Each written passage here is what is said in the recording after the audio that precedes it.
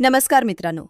ठरलं तर मग मालिकेच्या पुढील भागामध्ये आता एक वेगळाच ट्विस्ट आपल्याला पाहायला मिळत आहे.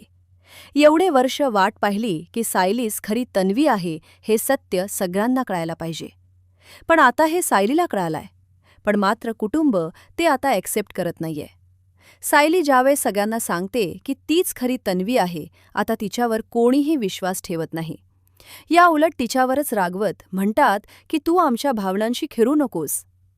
अगोदर प्रियाने आमच्या भावनांचा खेळ केला, आता तूही तेच करतेस. त्याचमुळे सायलीच्या मनात ही भीती निर्माण होते की आपण सगळ्यांना यांना सत्य सांगितलं तर ते आपल्यासोबत असं वागतील. म्हणूनच आता सायली कोणाला हे सत्य सांगत नाही की तीच खरी तन्वी आहे. त्यानंतर सायली देवळात येऊन देवाला प्रश्न विचारू लागते की नक्की माझ्या भविष्यात तू काय लिहून ठेवलेस. माझे आईबाबा एवढ्या जवळ असूनही मी अनाथासारखे मोठे झाले आणि आता जेव्हा मला सत्य कळालं आहे तर माझा कुटुंब माझ्यावर विश्वास ठेवत नाहीये. अरे पण एवढं सगळं करण्यापेक्षा साधं सिंपल ऑप्शन आहे की तुम्ही DNA टेस्ट करा. पण हे सगळं झालं बाजूला तर मालिकेत आता नव्या विलनची एंट्री करण्यात येत आहे.